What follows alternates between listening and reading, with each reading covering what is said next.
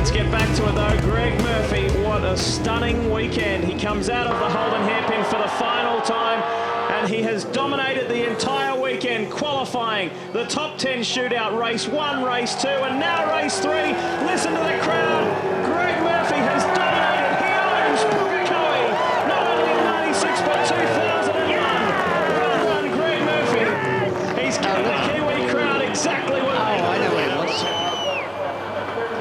Yeah, if it hadn't been for Ambrose, they'd have had a total clean sweep, wouldn't they? Because Todd Kelly was fifth. Listen to the cheers of the crowd here, 40,000 strong. It's been a most extraordinary roll-up by the Kiwis. The Holden flags are waving. They love their V8 supercar racing. And it's a marvellous scene to see the crowd. And the stands there absolutely jam-packed. And they've been given a smorgasbord today. Well, that will certainly make the championship points, which we will take a look at later. Very interesting. Here's the replay of the finish. This is as Greg Murphy comes across the line.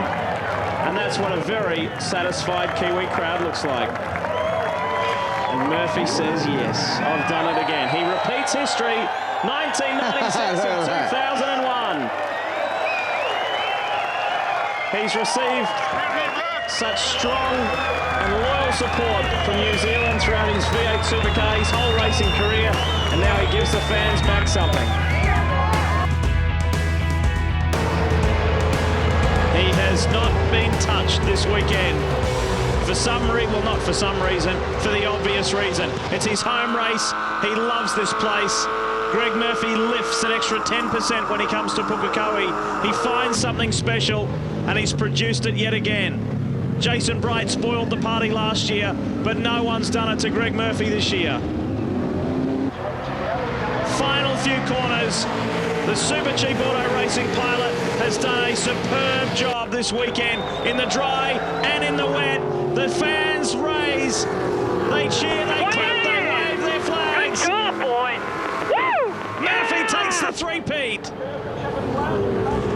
Superb performance from Greg Murphy. Great work, mate. Great work. Good driving all weekend. Does he hug the inside? Yes, he does. That's the defensive line, and Lowndes one side, the other side. He's got no choice in it. He's given him a little tap. He gave him a little love bite there in the middle of the corner. He's up on the outside for turn 6. They'll go side by side. Can Lowndes get the job done? Yes is the answer. But was it a fair manoeuvre? Scaife wins in New Zealand. The number 2 HRT man is victorious. His first round win here, and Lowndes gets second. He robs second from Winterbottom at the last possible moment. What a daring move. Well done. While the boys in red celebrate, and so too the boys in blue. Well, they should be thrilled with that performance, FPR.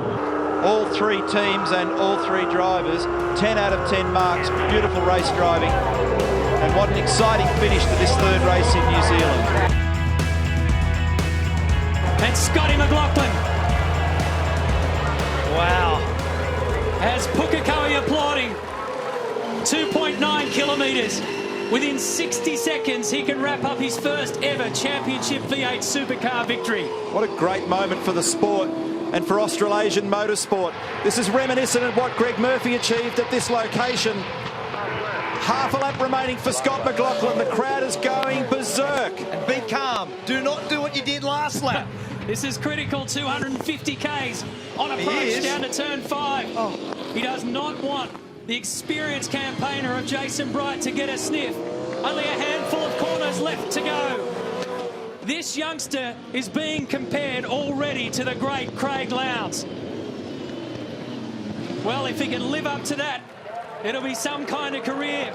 And as he closes out this one, the Kiwis will erupt. Look out. There's a new kid in town in the V8 supercars. His name is Scott McLaughlin. He's on the champions list. Well done. That is an extraordinary drive. Great job, Scott McLaughlin. Wow. You think of all the things that Jason Bright has achieved in this sport. He's been around for so long. He's won Bathurst. He's done it all. A couple of years ago, he and the entire V8 community farewelled one of the great guys, Jason Richards. Well, today the tears will flow. They're on their feet because sometimes it is about so much more than winning. Excellent work, P1. Jason, be proud, mate. What a moment. An emotional moment for all. Yeah, and let's get in here and try and grab a word. Hey, Brado, sorry, buddy, can I just grab a word? A trophy's a trophy, a race win's a race win, but wow, mate, some things are just meant to be. Yeah, well, you know, I'd like to think so. I mean, that's fantastic for the team. We really wanted to come and win this. This means as much to me as a Bathurst Trophy, and you, of all people, know what that means to me. So I can't wait to get it home. It's really, really important to us, and it helps, you know, keep Jay's memory alive, and that's what's really important today. Yeah, buddy. Very happy for you. And now, ladies and gentlemen, would you please congratulate the winning driver of the inaugural Jason Richards Memorial Trophy from Team BOC, Jason Bright. And making the presentation of the Jason Richards Memorial Trophy is Charlotte Richards.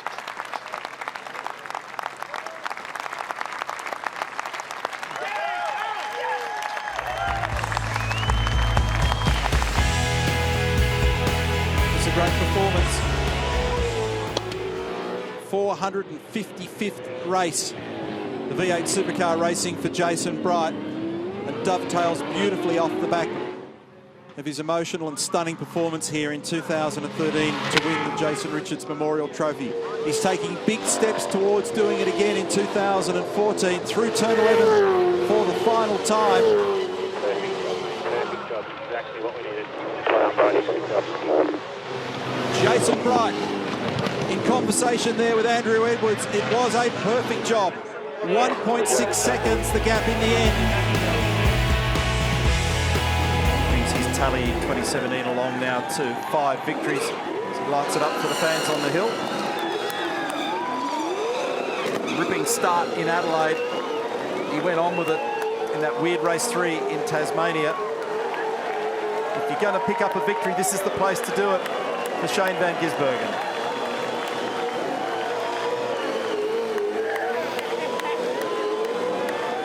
So it was good strategy play. Yep, they put a little bit more fuel in for their first stop, helped them for their second stop. On correction, he was looking good. He doesn't love a burnout, doesn't he? Second-hand tyre, anybody? He is the master of this. There'll be a new resurface at the top of the hill there next year. There's wore a hole in it a second ago. Does have to do another race with this car, engine and all the transmission tomorrow. So look out. You can't see in the cabin. That's good reason to shut it down. Just switched itself off, didn't it? Turn up. Probably saying get off the front. Oh, that might be a part of the story here as well. Hang on. Don't need any body damage on this thing.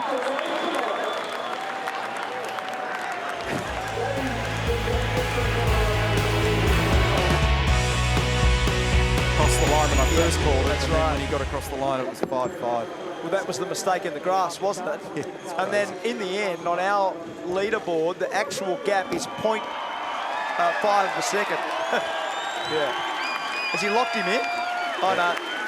That's an old trick where you park right up alongside and they can't get out. But actually won't be able to get out. No, because you can't get out the left-hand side. He's done it on purpose, hasn't he? You have to. He's the last one to arrive, wasn't he? I wasn't watching the sequence. I think he was the last car to arrive. He's done that on purpose. He's parked it in there.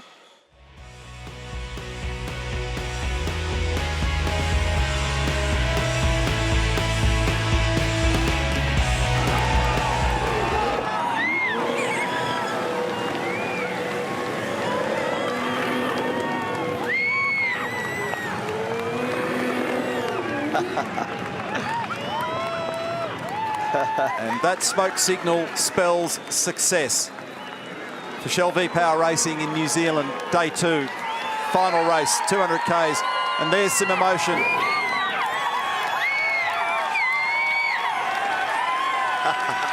McLaughlin understands the importance of that one. He does an Elio Castro-Neves and climbs the fence. Plenty of fans soaking up more than 110,000 for the last 3 days. Back inside that car. It's been a beautiful drive this afternoon by Scott McLaughlin and Shane Van Gisbergen. First and second, and in fact, as they crossed the line, that margin tightened down even more than I said a little earlier. It was 1.8 seconds. Scotty Bales, he wants to say hi. There's a bit of relief in that one. He does an Elio Castro-Neves. He climbs the fence to enjoy it. 150 points in the bank. He came into the race with a margin.